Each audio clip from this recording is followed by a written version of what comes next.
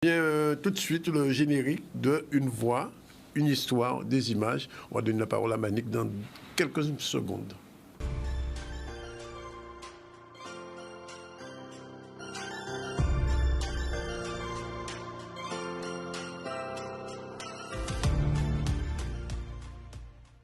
Maman cherche le secret. Les bœufs tranquilles hochent la tête en souriant. Ils ne connaissent pas le secret. Les mangues pèsent lourd aux branches feuillues des manguiers. Leurs joues rougissent. Elles ne connaissent pas le secret.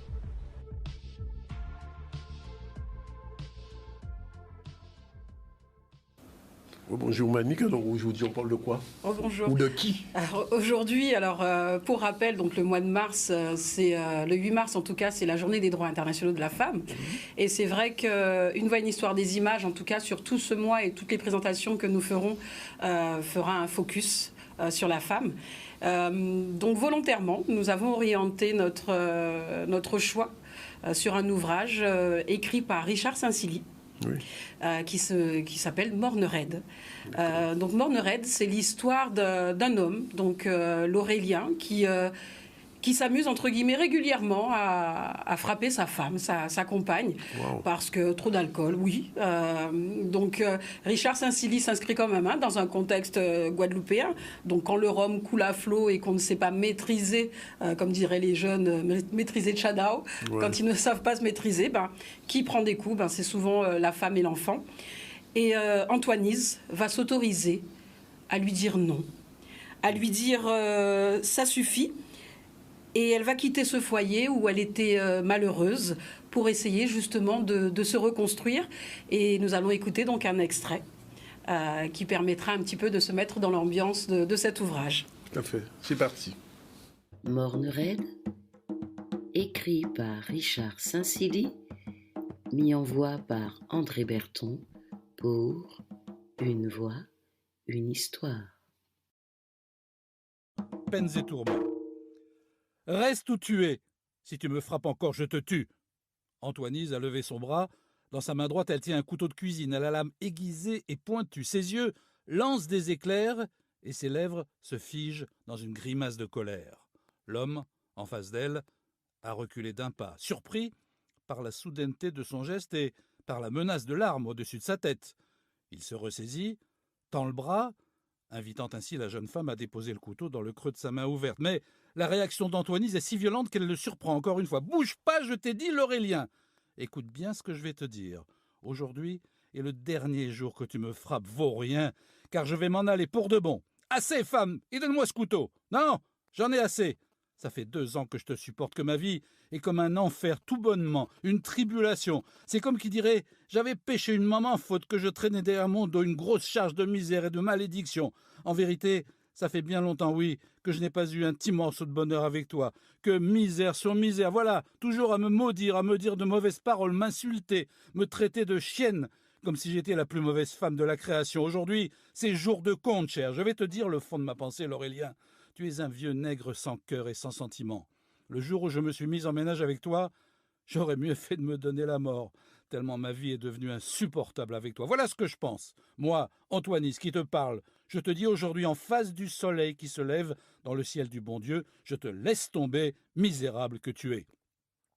Antoinise a lâché les mots comme des crachats empoisonnés d'une seule traite, le visage en feu, le corps raidi encore sous l'effet de la colère, le bras toujours en l'air avec le couteau pointé qui maintient l'Aurélien à distance. Il tente une autre manœuvre, le sourire cette fois. Voilà un court extrait, trop court malheureusement. Oui. Alors, quelques petits mots quand même. Alors, oui, tout à fait. Donc l'Aurélien, en tout cas, va tenter de reconquérir Antoinise, même si dans un premier temps, il se satisfait de cette séparation en se disant qu'elle va revenir, mais elle ne revient pas.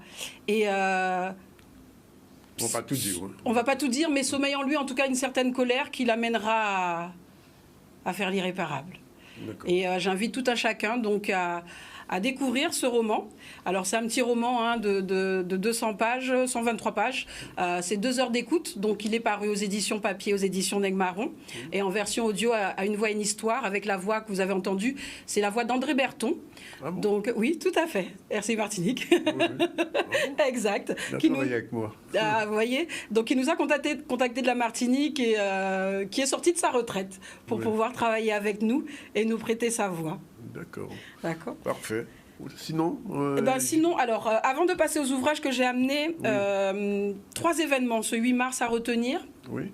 J'ai amené les petits visuels aussi. Donc c'est Caribbean Boss Lady qui organise à l'espace régional du Rézé une rencontre autour de la femme, autour de l'innovation et de l'autonomie de la femme. Oui. On a également les éditions d'Aigues-Marron qui organisent 2 événements également le 8 mars à l'Appart 2.0, donc une première manifestation à 18h30. Où on mettra en avant donc des femmes qui ont marqué le territoire guadeloupéen. Ah oui, j'ai vu le flyer passer. Fleurette Morand, oui, tout à fait. Et à partir de 20h, toujours à l'appart 2.0, ça sera un chuchotement de femmes avec Marie Louison, Axel Collangean, Tessa Nem, Élodie Templier, Barbara Keller, enfin tout un tas de femmes qui se mettront... À tout mot. À tout mot, exactement, un joli jeu de mots, qui se mettront à parler poésie.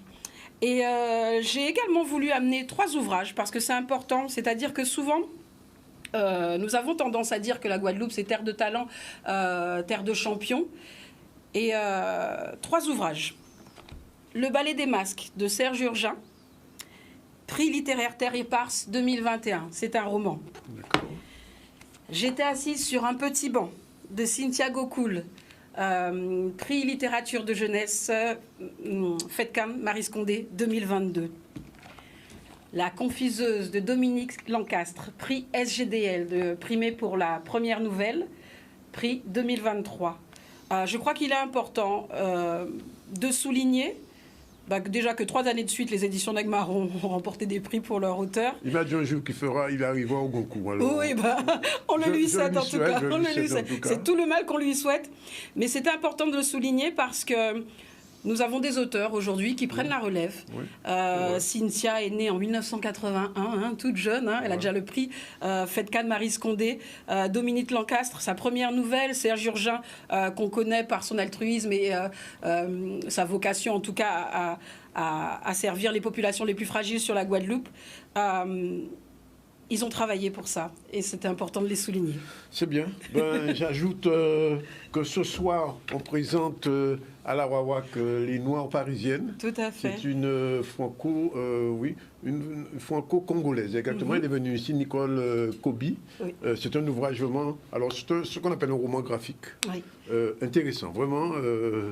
Même en tant qu'homme, c'est intéressant de lire l'histoire. Et puis, c'est très, très, très, très bien dessiné. Oui, elle a vraiment beaucoup de talent. Et elle ouvre son exposition ce soir, elle l'inaugure. Donc, c'est à ne pas rater. Ce soir à 18h30 à la Wawak. Vous y serez, non? Oui, j'y serai. D'ailleurs, c'est une illustratrice qui a travaillé également avec Corinne Dossa, une bénino-guadeloupéenne comme j'aime l'appeler, qui a sorti son ouvrage All We Need Is Love. Et c'est justement Kobi qui a fait l'illustration de sa première de couverture. C'est vraiment du bon travail. Oui, tout à fait. Et puis de mes signatures de cet ouvrage, pas aussi Nègre-Marron, on parle beaucoup de Nègre-Marron en ce moment. Michel Mélange, Comparaison, il est venu avant-hier ici présenter cet ouvrage sur le créole. Et vraiment, c'est du bon travail. Alors, je répète ce que Michel a dit. Bon, alors, c'est signature de mes après-midi à Cultura.